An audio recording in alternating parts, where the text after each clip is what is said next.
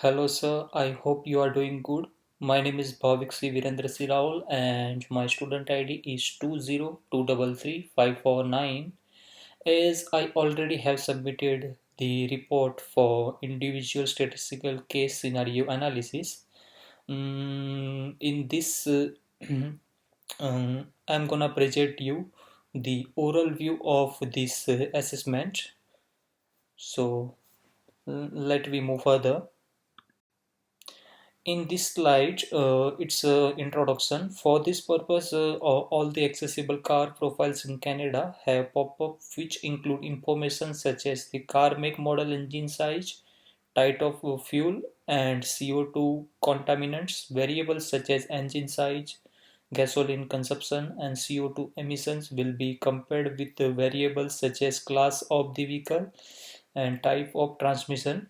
The dataset has been very useful in answering questions on emissions and fuel consumption, which are vital in determining the level of pollution from motor vehicles. Graphical analysis for numerical and categorical variables. As in this chart, in terms of CO2 emissions, this included all camcorders, and still the right skewed trend was observed with 150 gram and 300 gram of emission weight range more prominent. For fuel consumption, the city measures were found to possess a moderate degree of skewness, and for that reason the measure of fuel consumption is 5 to 50 liters per 100 kilometers traversed in both instances.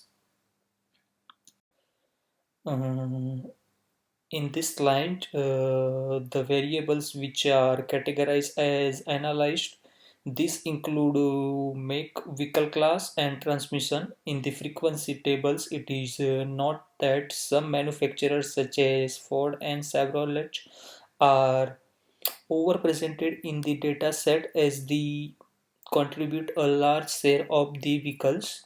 With regards to vehicle class, bar charts show that the compact and SUV categories did dominate the trends in the market.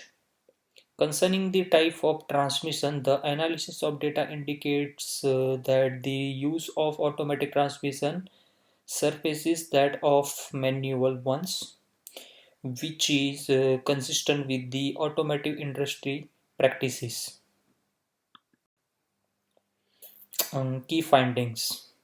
Another aspect which cannot pass unnoticed is that along with the domination of automatic transmission comes an automatic potential area for emission reduction since automatics are usually less fuel economical than manuals. The conclusions drawn from present case study analysis provide a basis for further biostatistical and trustful research. Hypothesis testing. Two sample t-test. The fourth task E. The design and implementation of an inventory management system based on NITR has a clear picture of the graphical user interface. It became possible for them to perform a structured product data management, including product add, delete, and update. Validation checks were carried out in submission to mitigate the errors originating from inputting wrong data. So here is the analysis. Mm, are the differences between groups statistically significant? In order to answer this question, the authors decided to perform a two-sample t-test. Based on the findings of the two-sample t-test, there is not enough evidence to reject the null hypothesis within the 5% significance level. It follows that in order of compact vehicles and SUV, small vehicles, there is no substantial difference in the mean CO2 emissions within the two categories. Such findings hint that vehicle classification in this case might be less significant in terms of CO2 emissions when doing these two classes comparison.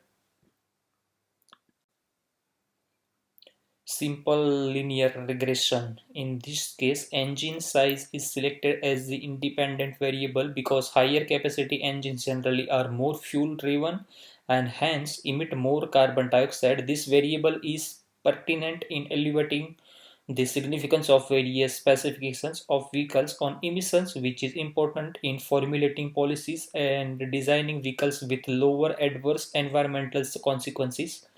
With respect to model performance, it has been established that in linear regression, engine size and CO2 emissions are positively related.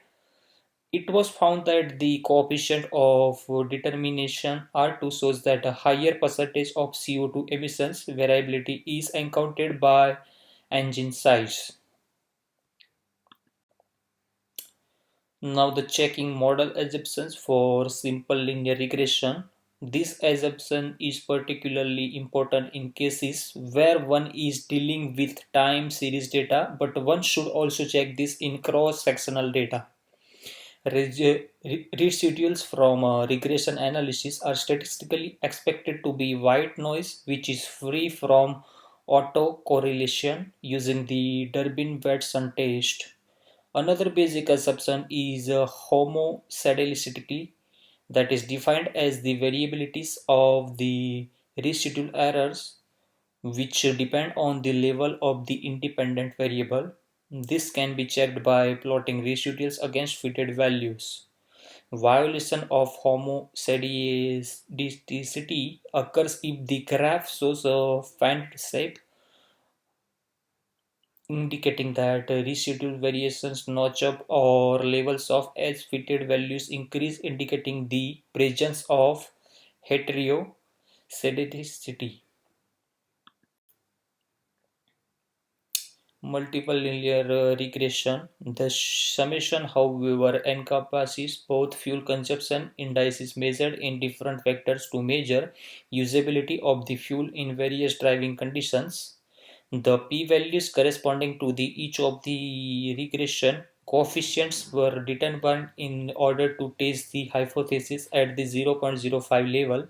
In terms of the benchmark CO2 emission, both engine capacity and consumed fuel were found to have non-zero effects, suggesting that are among the key determinant factors of CO2 emission. In the conclusion, the multi-per linear regression model, on the other hand, that factors in other variables such as fuel consumption, number of cylinders, etc., comprehensively addressed the problem as depicted by the increased R2 value, but the significant p values achieved in both models indicated that there were significant effects on some independent variables. So in this slide there are also some references are given. So thank you so much for listening to me. Bye bye.